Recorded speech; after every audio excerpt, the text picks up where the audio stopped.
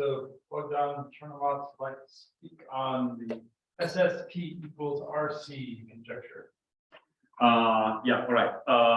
Thank you for listening to me, for staying that long for this last talk of the day.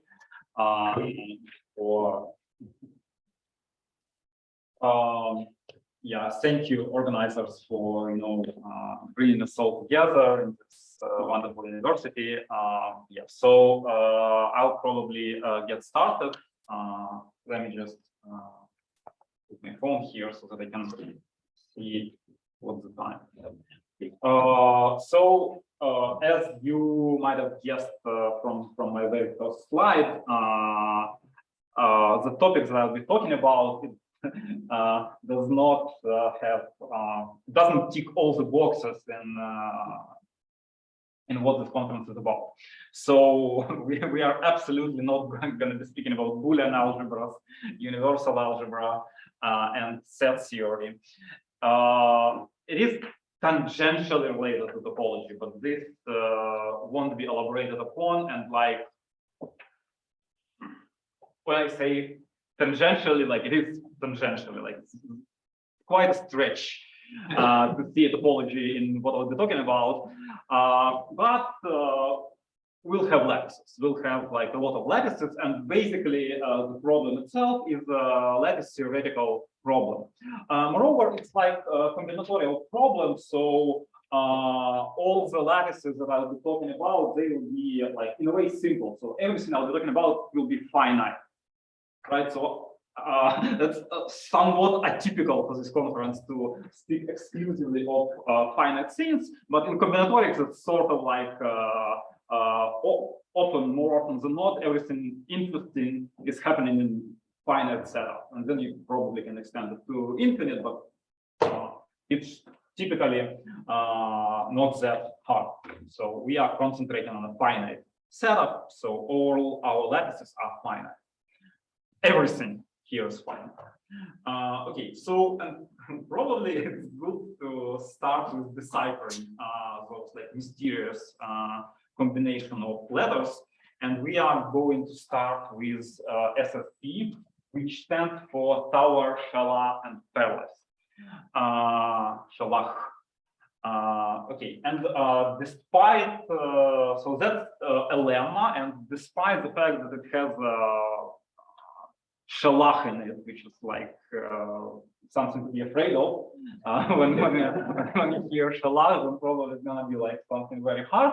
But as a matter of fact, the lemma is rather simple.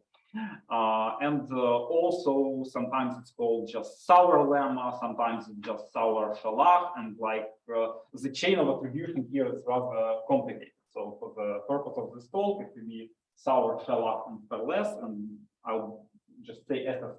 Okay. All right. So one notion that we are gonna need, I don't know. We obviously need a notion of a lattice, but probably everybody knows what a lattice is. So one notion which may be like not that common, right, but that we rely upon a lot, it's the notion of shattering. So again, that's a combinatorial notion, and basically it deals with a family of sets in a finite base set. Okay, and we have this family which is called F on a slide, and we are saying that this family shatters a given set Y if basically you can get any subset of Y by intersecting Y with a member of this family. Okay, it makes sense. Okay, so in this case, your family F shatters Y, and then there is a family of sets shattered by F, which I'm gonna typically denote somehow. I don't say on the slide how. Oh, okay, I do say this. Okay, so that's how I'm gonna denote the family of sets shattered by F. And also the left, or is it the right? anyways, one side of the slide gives you an example. So if my family F has 5 sets, right? So empty set, the whole 3-element set, and every 1-element set, then I'm gonna shatter all those sets like shown below. Okay, so my family in this case, it has 5 elements, and it shatters 7. Right? I was counting them, and it shatters 7 sets. Okay, and the lemma, SSP lemma, it says that it's not a coincidence that we shatter more sets than we have in our base set in our family, right? So the lemma says that every family shatters at least as many sets as it has. Okay, so the size of the set, size of the family of shattered sets is greater than the size of the family itself. Yeah. Also, like I didn't say it here, but it's sort of like an obvious property that your family of shattered sets, it will be an order ideal, so downward slope. Okay, I think it's an easy property of this definition. All right. Now, yeah. Are we just focusing on powerful lattices, or this is like the general lattices?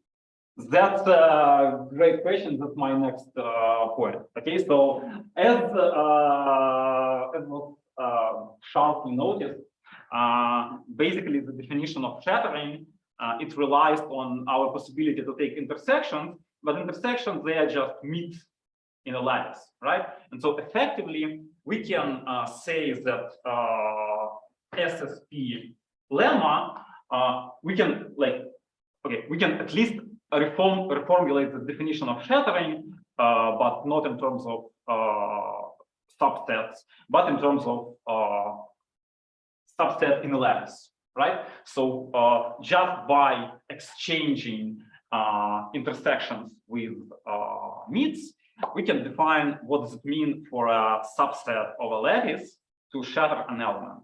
And respectively, we can, for a given subset of a lattice, we can define the set of elements in this lattice shattered by this subset. Okay. All right. And then the SSP lemma basically says that if our lattice is Boolean, then the size of the shattered set, the set of shattered elements, is greater than the size of the set itself. And naturally, then we can ask, okay, so it holds for Boolean lattice, but what about how about other lattices? Again, we are dealing with a finite case, and like maybe this property holds in any lattice, but it's very easy to see that it's not. So, for example, we can take a 3-element lattice, and we can take family our families now become subsets, right, in the lattice. So we can take a set F, which has the top element and the element below it. And we can see that it's gonna shatter only the bottom element. And so this SSP, it's not property, right? Not a lemma. The SSP property wouldn't hold for this lattice. So we have a lattice, we can find a subset in it, and the set of shattered element will be smaller than the original set. Okay, so what's happened? I think you should start sharing it on yours. Just stop it. Just a second.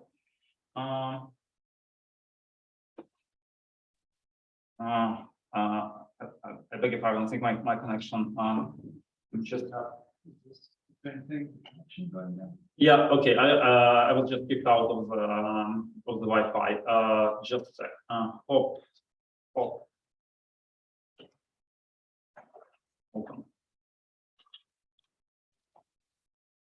and stop sharing, and then Okay. yeah, okay. Back on track. Okay. All right. So okay, great. Now we can see that there are lattices which satisfy this SSP property, and there are lattices which like do not satisfy. And it is somehow natural to ask like what lattices do satisfy this property, right? When you have something that satisfies some property and something that doesn't satisfy this property, it automatically you want to ask where's the boundary between them. And in a way, there are results, like at least a result of this sort, which was proven by Babai and Frankel in their book. Not really a book, it's like a preprint of a book, which is called Linear Method in Combinatorics. In this book, they have the following theorem. So if you have a finite, everything is finite, if you have a finite lattice L such that the Möbius function of this lattice is non-vanishing. By non-vanishing, I mean that it's nowhere zero. Then SSP property holds for it.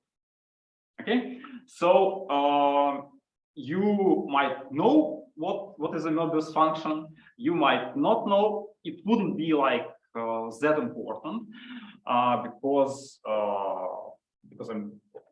we're not be talking about non-vanishing Möbius function like a lot. But still, so first of all, it's a really nice proof that they have, right? It's a very elegant proof, and as the name of the book suggests, to prove it, they use linear algebra methods.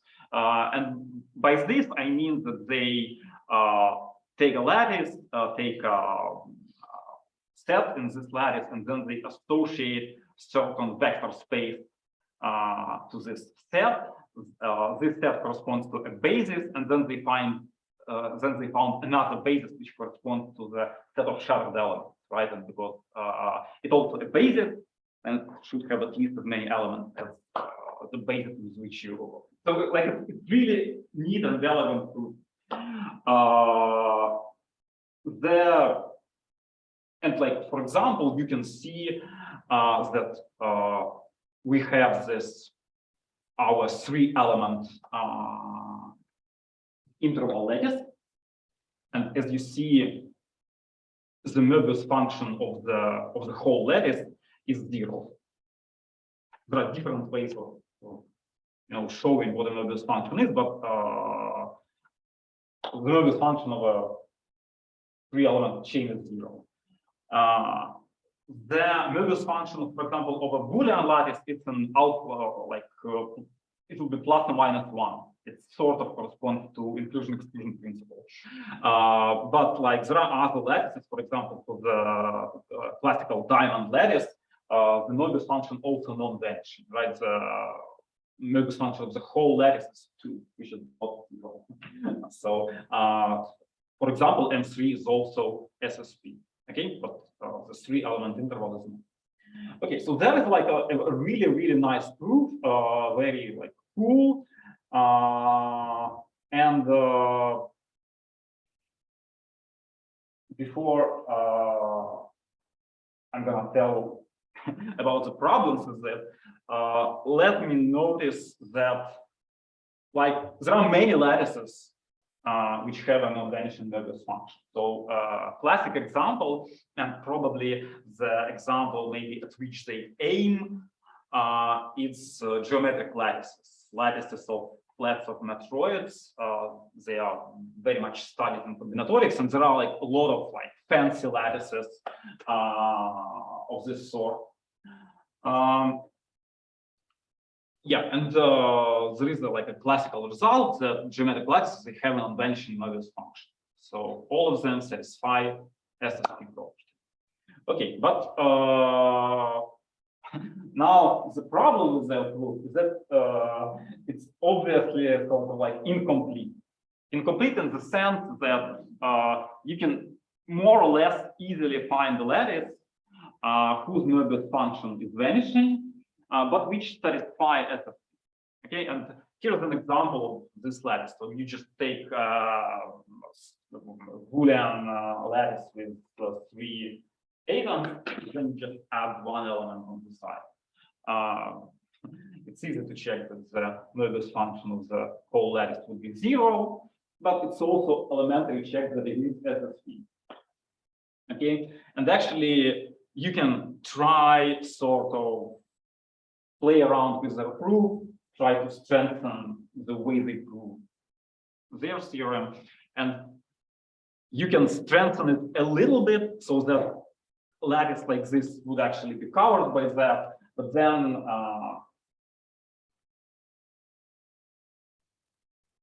you can only get like so much from this proof. So it has some serving space in it, but it's hard to extend it to beyond certain limits. In this. All right. Okay. Okay. So what do we have?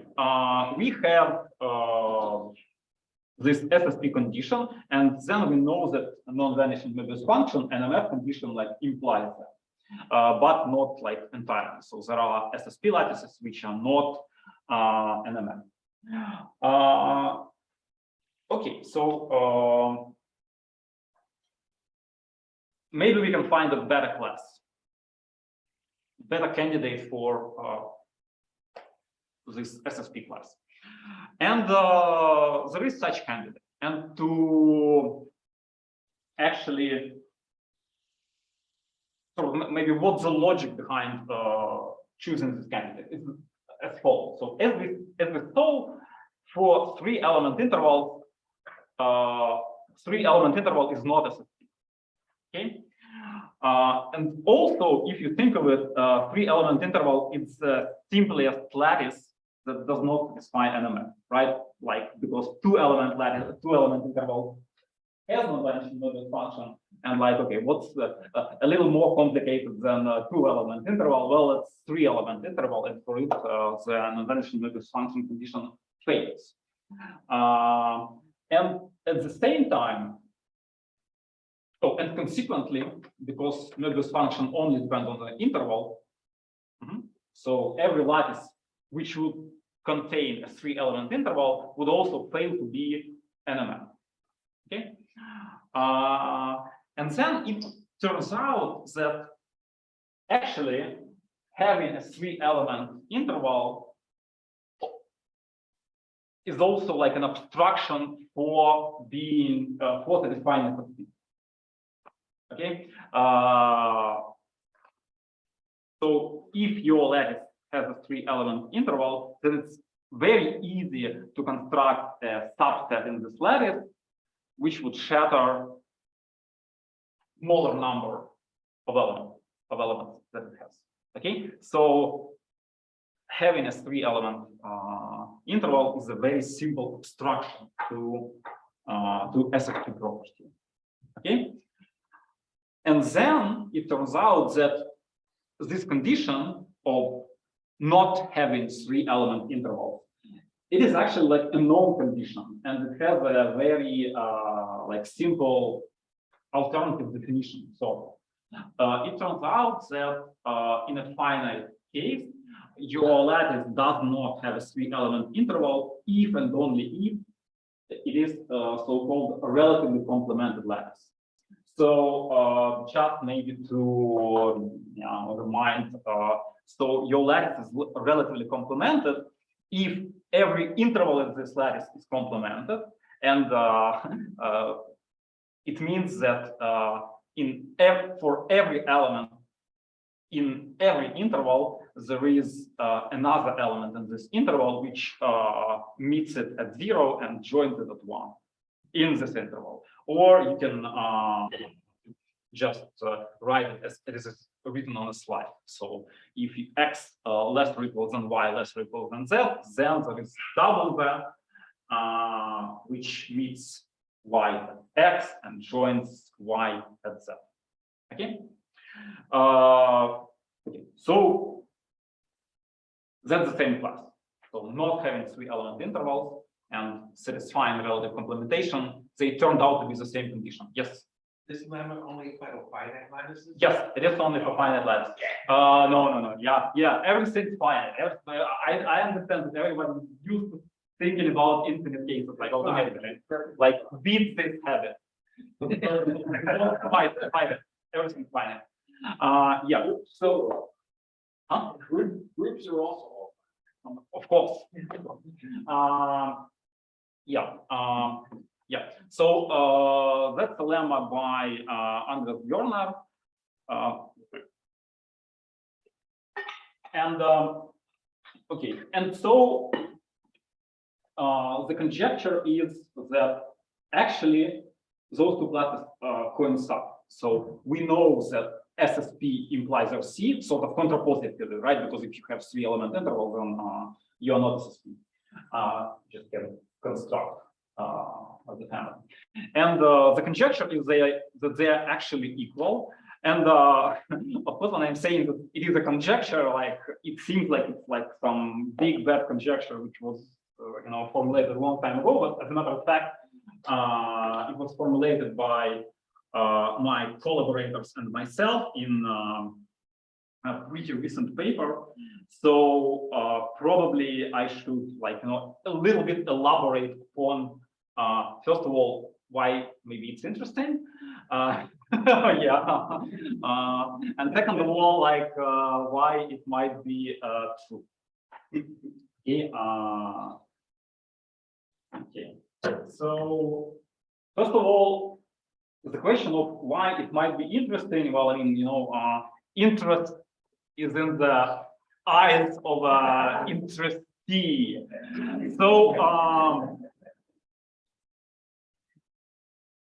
So okay, so first of all, it looks nice. So I think every conjecture which you can formulate is less than 10 letters is sort of has some natural appeal.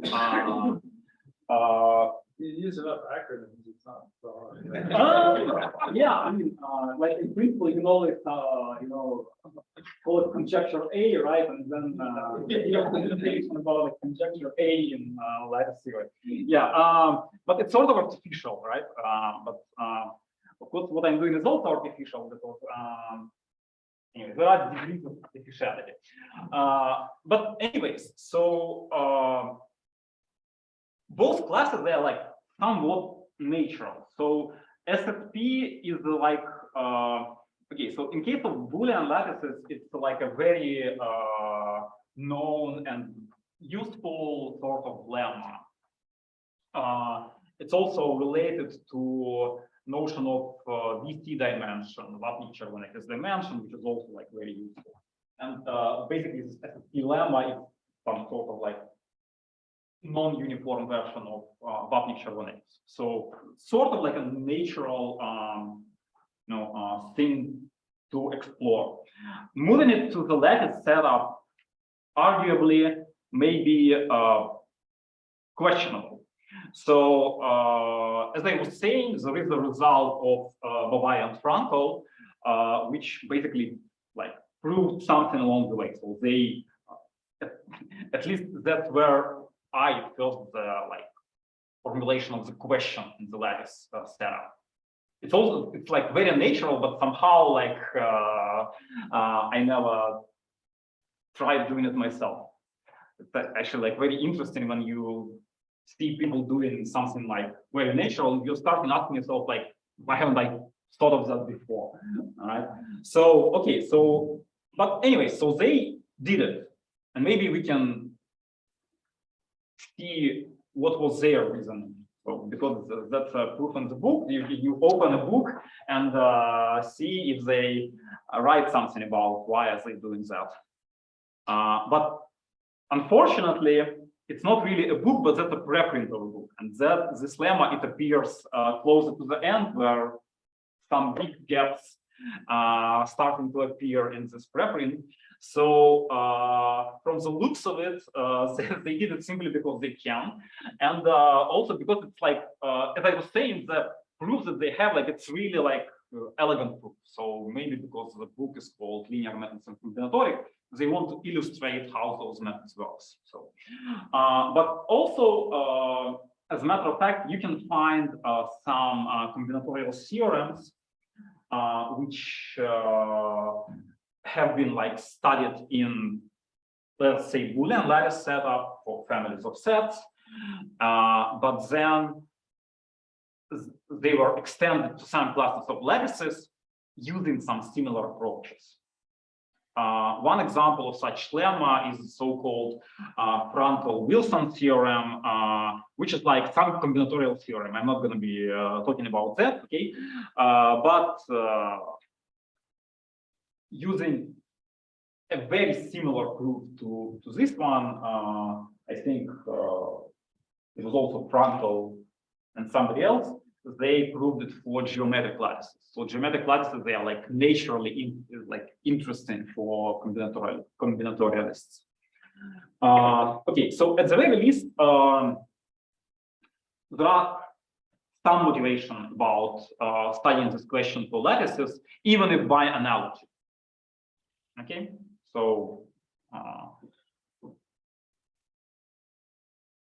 maybe we can prove something here, and then this line of approaching the proof would be useful somewhere else. So it works for the linear algebra proof of Frankel and Barbara. Okay, okay, so we have this SFP class. RC is sort of interesting class, as I think, because first of all, it's like very simple, and also it has like this like local to global like way of defining it. So you can define it locally just by prohibiting all 3-element intervals. You can define it globally by enforcing all possible components. And then they turned out to be equivalent, which is like pretty neat. So it's rather simple. So it would be interesting if you know, it's sort of like minimalistic. So you only like require so much, right? I know. So it somehow seems cool if on the right-hand side we have like a simple class with alternative definitions, and on the right-hand side we have some fancy property which is also like somewhat motivated. And it turns out that those minimalistic definition is precisely what you need to prove this property. Yeah, because basically we already know that SSP implies RC. So basically what we need to prove is that given a relatively complementary lattice with this minimalistic definition, okay, we can prove SSP. That's the question. So okay, that's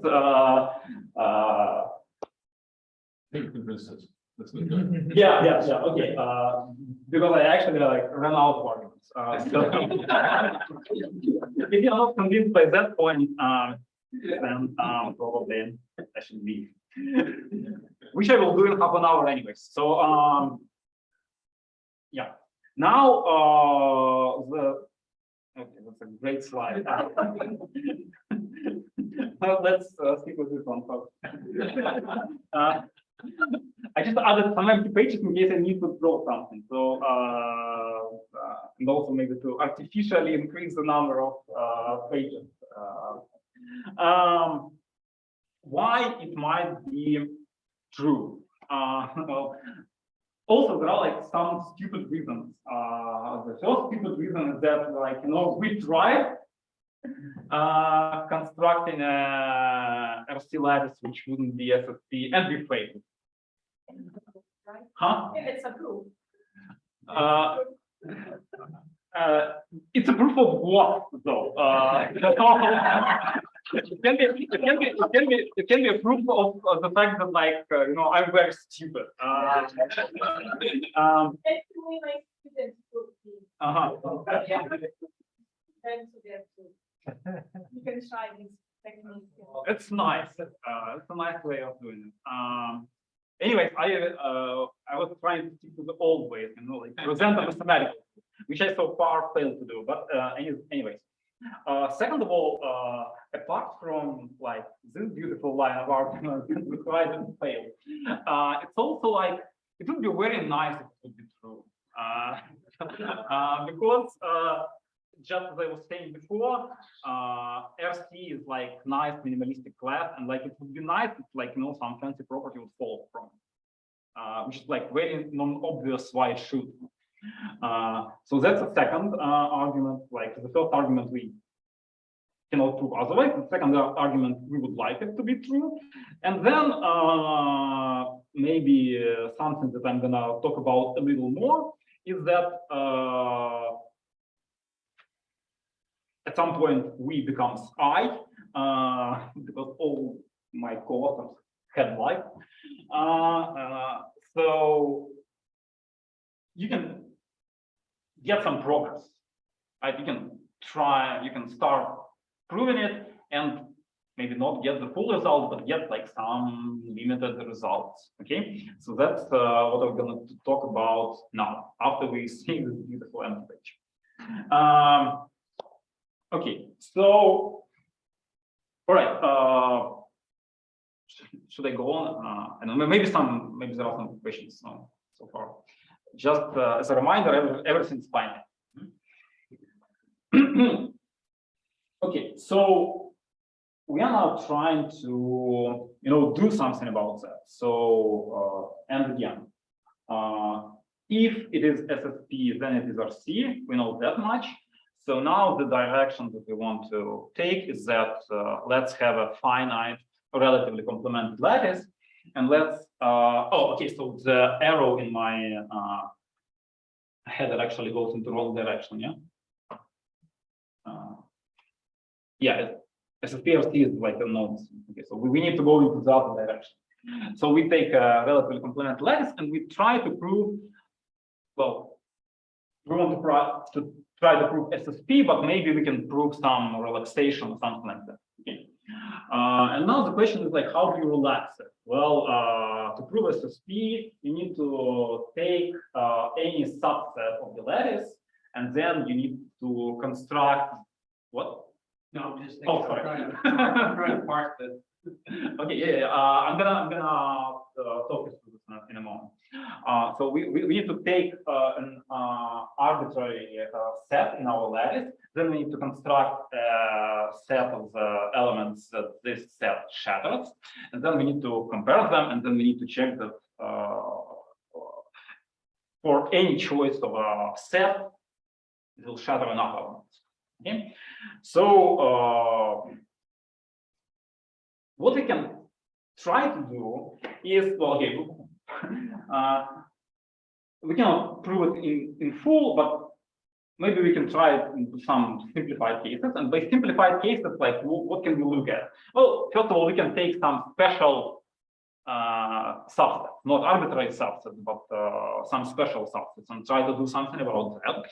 And we are going to do like almost something of this kind.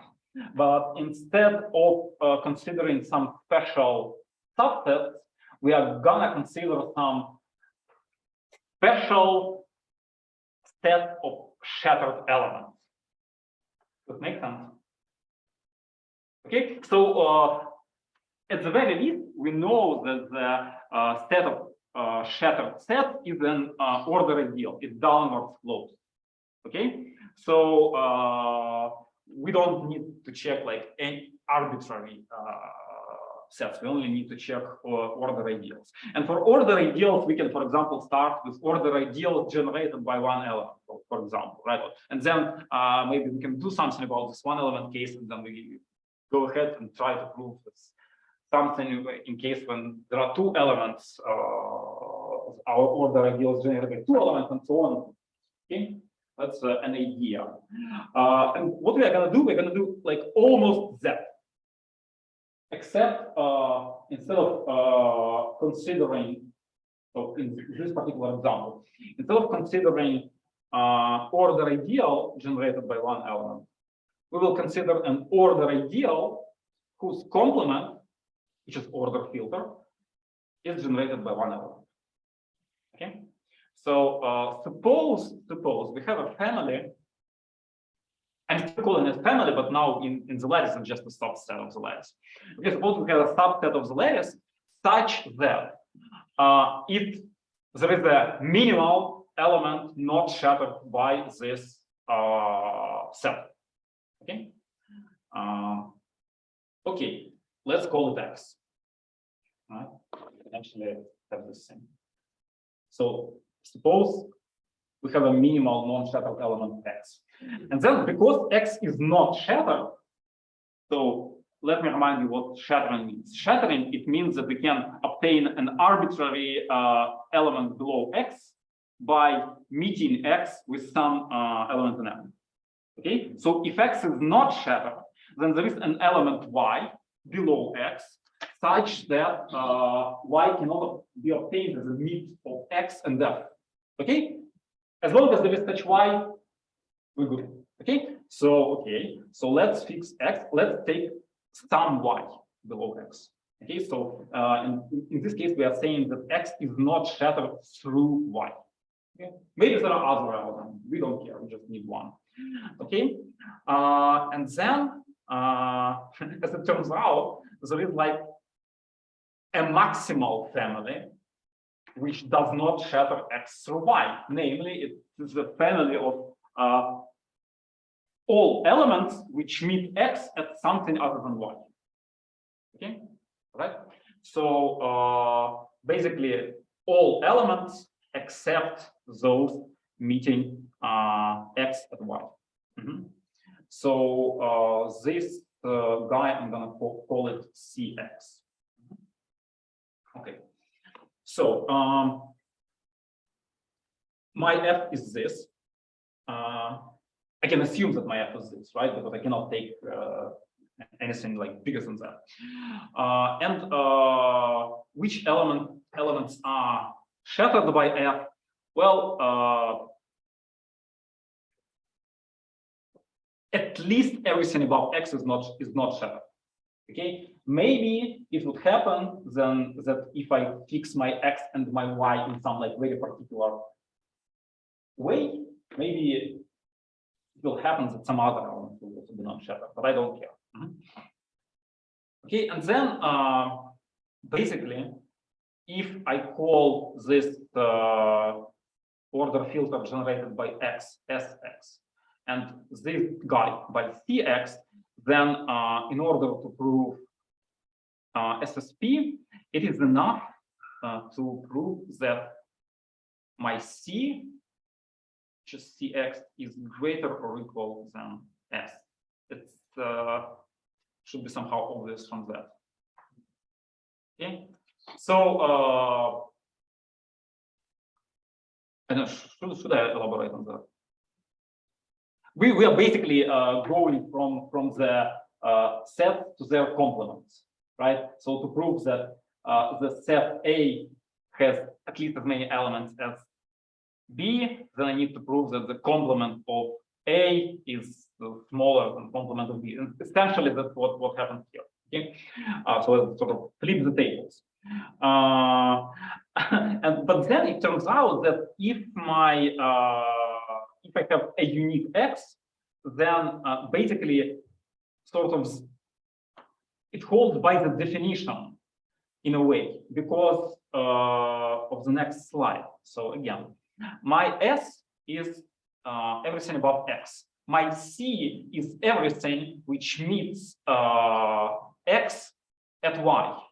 Okay, but then I have complements, right? I have relative complements, and by this C, I would mean the complement of X in YU.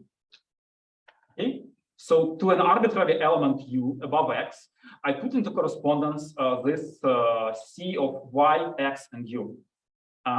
By the definition of a complement, it meets X at Y, right?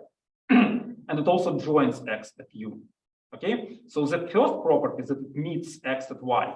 It proves that it is in C. And the second property proves that this map is injective. Okay, right? So I have an injective map from S to C, which means that C is bigger than S, and that's exactly what I need, right? So flipping the table this way already like enables me to move forward, like maybe just a little, maybe like a very special families. Okay, but I can move forward. Okay. The second part of the picture sort of illustrates what happens. We proved it in case when the non-shattered elements are generated by one, the smallest one, but then naturally, because in principle we want to prove it in full someday, we would want to consider like more than one element. Okay, so for example, let's say we have two, and we can try like sort of doing it the same way. There are some problems with that, but in principle, that would be sort of like our approach. Okay, so the approach would be as follows. So we fix an anti-chain of elements, which will be our candidates for minimal non-shattered elements. Okay, for each of those x's, I will fix some y below this x. Okay, I don't put any other restrictions on y. They don't have to form an anti-chain. Just every yi is below xi. Okay, and I'm going to call it a system or a lattice. And then for an arbitrary system, I can also formulate what this S means and what the C means. Pretty straightforward. And then if I prove that for arbitrary system, C is greater or equal than S, then I'm done. Okay, and then I will try to increase the size of my system and gradually hope and pray that it's going to work for like the systems of arbitrary size. Okay, so that's like a strategy, and there are some positive results coming out from the strategy. So when our system has size 1, only one element, then it's trivial, right? It's sort of by the definition of relative complementation, it's very easy to construct, to argue the needed property. If K is 2, it's also like not hard, actually. It uses some like particular structural lemma, which we're going to see right now. And the biggest achievement that I was able to do for this problem is to prove K equals 3 Ks. Like it's sort of like interesting to look at. So as with T, for K equals 1, okay, it's trivial, right? For K equals 2, we need to use some lemma. Lemma looks like that. It's not like a hard lemma.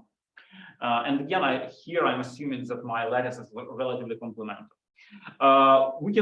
We won't go into the details about this lemma, but I would say like the very formulation of this lemma is suggested by the problems that we have, right? In principle, the problem is that we take one complement, take another complement. The problem is that they can bump into each other, and we need to somehow resolve this problem. And this lemma enables you to do that. So the hardest part about this lemma is we like to come up with its formulation.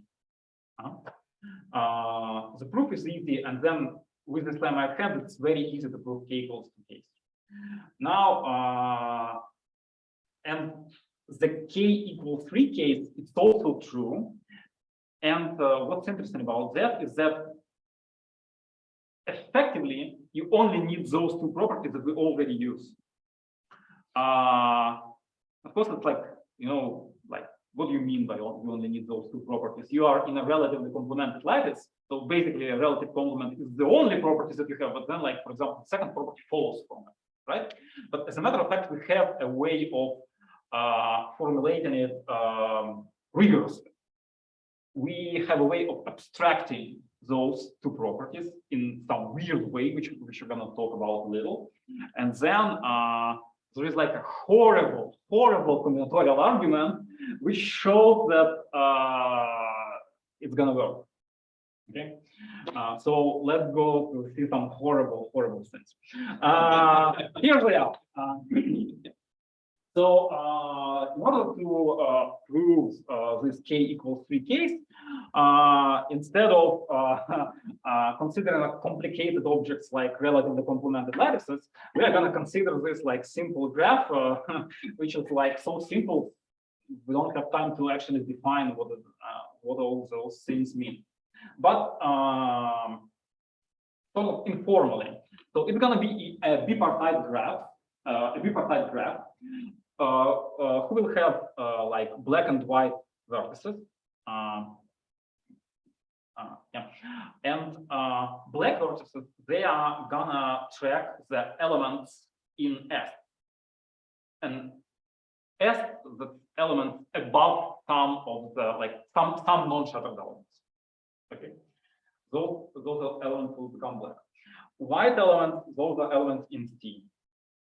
Those are elements which sort of meet one of the x's at one of the y in a forbidden fashion, right? Then the edges of the graph are simply joins. Okay, we have, for example, A, B, and C. So the system of size 3.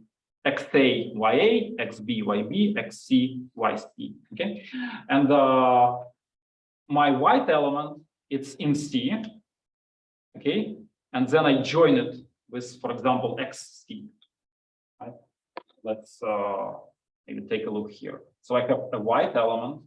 Okay, and then I can join it with XA, with XB, and with XC. Okay, so if I join it with XC, I get this like black element, which naturally lies above XC. Okay,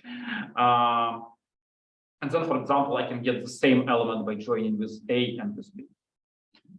Okay, and then and so my labels, so my graph is undirected, but it doesn't really matter because I'm in a bipartite graph, so I can direct them at will, right? They are sort of always directed if you want to look at them this way. Okay, so all edges, I'm considering them undirected, and all of them are signed with a letter. And the letter is the element with which I'm going to join, the X with which I'm going to join. Okay, and then also I will track some properties of my elements. And for black and white elements, I'm going to track different properties.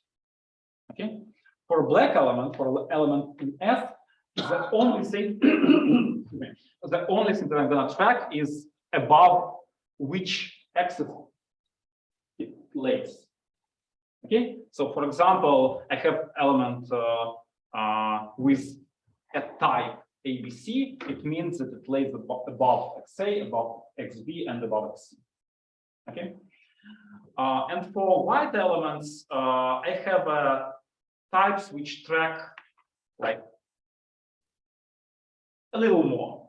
So first of all, recall that my white elements, they are elements in C, so they should meet some X at some Y. And I'm going to track it with a set of capital letters. So for example, this element, it has like big C in its type. It means that it meets XC at YC. Okay, and also I have some arrows, which basically means, so I have an arrow from C to A, and it means that if I join with C, I'm gonna end up above A. It might happen, right? I don't know. It might. So I'm gonna track it with my arrows. And then you can like formulate some properties of those of that graph. Some of them, they're just like purely lattice theoretic, like we'll do it. some number of like easy properties. But then, yeah, okay, that's what I was talking about. Basically, I talked about it all. Okay, and then basically I have those two properties which I probably should be wrapping it up already, right? Yes. Yes. Okay, then we're gonna yeah. So I'm gonna finish. Okay. So and then like I have two properties for that graph, and those properties they like literally mimic the E1 property, mimics the existence of this relative complement, and the E2 property mimics this lemma that I showed you, which was used in k = case. Okay, and it turns out that like when you like forget the fact that it's a lattice and then you construct those strange graphs instead, E1, for example, it wouldn't imply E2. You can construct such graphs which satisfy E1, sort of relative complementation, but they don't satisfy E2, and nothing good about them would like would hold to. They won't be SSP. Okay, okay, and the idea so that you construct those graphs and then you prove SSP for them. So basically, you want to prove that every graph satisfying these conditions, it will have more. I forgot. It should have, I think, more white vertices than black ones, or other way around. Anyway, but obviously the property of being SSP, because my vertices they correspond to elements of interest in the lattice, I just need to compare their number. Okay, and basically the rest of the talk, which we're gonna skip, but we can look at the picture though. It outlines the way how it can be done. It's like interesting way so our graphs are designed to forget some stuff about lattices, and then we relax those definitions even more to forget even more about our graphs, and then we construct some free structures, and then we construct congruences on them, and then we argue about those congruences, and then we consider some special patterns in those free graphs, which are called triangles and pyramids, and then at some point you have 6r plus 2p over 2 is greater or equal than something else, and that proves it. It really does, like it's like yeah. Okay, and finally I will wrap it up with saying that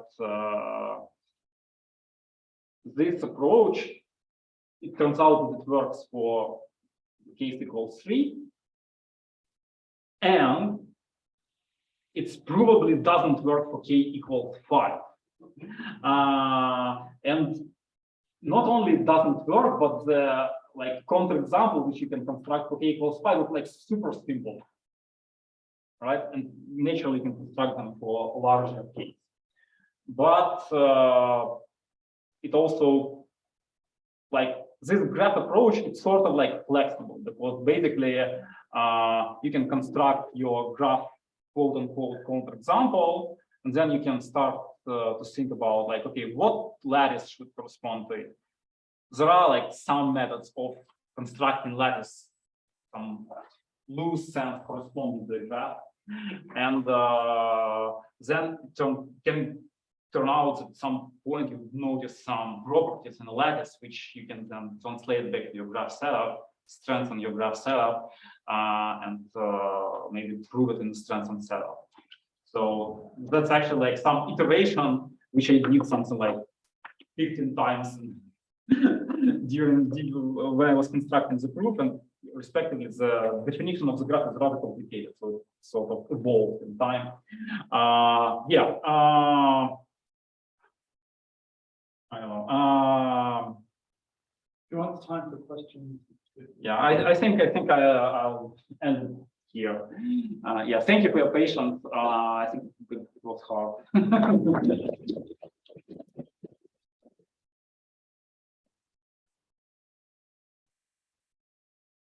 Any questions, comments? Yes. Yeah, so the argument that's obviously you didn't have enough time to go into it as we would like, but it seems incredibly intricate. So how did you come up with, like, it seems like there's a chain of ideas for constructing this graph, which to someone who's never looked at this machinery before looks frankly quite frightening. I'm glad to hear it. Yeah, I guess what was your thought process in what led you to build this kind of graph? What led you to then try to reduce it and do these kind of colorings? Because this looks like a very intricate combinatorial argument. No. Well, the first answer is that I was thinking about it for like 3 years almost exclusively. So the second argument, like as you were saying, like that's a chain of thoughts. And in a way, I got hooked up on this problem because, like, yeah, we were writing this paper with the guys, and I was thinking about this problem, and at some point, I sort of did the first step that I outlined, even before graphs, right? Like switching the table, and then in a couple of weeks, I've been able to produce this like peculiar lemma for k equals to k, and like I started to mail, and they're like, hey guys, I'll have a proof in like in a couple of weeks because I think I like got the way of like how to do that. Yeah, but then it turns out that like the next development took like several years to fulfill, and the graph constructions, they were coming from the fact that it seemed that those two properties are enough. So, but also, okay, maybe like the fair answer would be like that. So that, like, imagine that you're thinking about the problem, and maybe you want to do some like computer modeling. Okay, nature, I have combinatorial questions. Every object is finite, so that, like, you know, write some computer program, like, you know, brute force it. The question is like, how do you do that? Like, you need to consider relatively complemented lattices, which would have non-vanishing Möbius function because, like, right, you want to skip that. It would like already it will be like some like intricate like lattices, and then for each of those candidates, we need to go over all possible steps and like check, construct, and like it's like unreasonable, like just right. So the graphs, they were my attempt to abstract some properties so that at least you can, yeah, like, you know, computer generate them. So graphs like this, I can like I've generated like quite a number of them, and they correspond to like non-trivial like configurations of points of interest, sort of. Yeah. So that's how graph constructions come to be. And then you start thinking about like what you do about them. Thank you. Other questions? What happens if K is 4? Sorry? What happens if K is 4? I don't know. That's a big open question, like, and but also maybe it's not like a great question, right? Because after all, I want to prove them for everything, and I also want to prove them for lattices. The graph itself is like sort of an artificial construction, right? When you think which properties do you want to use, and also how, like, so it should abstract enough properties, but also it should be like easy to manipulate in a way, right? In a way, probably I'm not interested in k equals 4 case, simply because I have k equals 5, and it's very simple, and then I can try taking the graph and constructing corresponding lattices and see if it goes wrong. Okay, yeah. Have you tried imposing more conditions on the lattice? Well, we can impose non-vanishing Möbius function, and then we're done. I don't know, but like the thing is, relative complementation is so nice, like it's easy and like local to global. Like I don't know, like what sort of impact, I don't know what sort of condition. Well, I mean, it's completely true for distributed lattices, right? No, it's false chain. Okay, relatively common. Aren't you trying to prove RC implies? So relatively component. Yeah, I said it's Boolean. But yeah, it's Boolean. Right, so it's easy then, so next, you might look at like modular lattices. Modular lattices, they fall under this convention of this function condition. So, atomic modular, as a matter of fact, the geometric lattices, they are atomic semi-modular. I don't remember like upper joints and all, yeah, but that's like already like a big class. So as a matter of fact, it's the construction of lattices which are sort of which are relatively complemented, but on the other hand, they don't fall into this non-dimensional function. I don't know natural examples of that. Maybe that's actually like a good point. I was thinking about like what should be the natural candidate for maybe like potential counterexamples, right? But the thing is, you can easily construct them, but they are sort of artificial. But what of the natural? You need to have a good collection of them. Yeah. What about the pentagon, right? The 5-element non-modular. lattice? Pentagon has 3 elements in the row, right? It does, yeah. It certainly does, yeah. But is it relatively complicated? No, because 3-element interval is not because 3-element interval is not complemented interval. Oh, sure, of course, you're right, you're right. But you can also construct like okay, maybe the sort of like fat, let's call it fat pentagon. The very first example, which sort of like this one. Okay, it's sort of like a pentagon, right? Right. And that's an example. What made me think of it? Yeah, that's an example of vanishing of this function, but relatively complementary, and this is called.